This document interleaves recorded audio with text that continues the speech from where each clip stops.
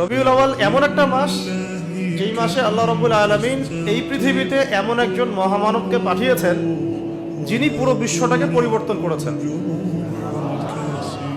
এবং যিনি এমন একজন ব্যক্তিত্ব যার অনুসরণ করা ছাড়া আমরাও জান্নাতে যেতে পারবো না।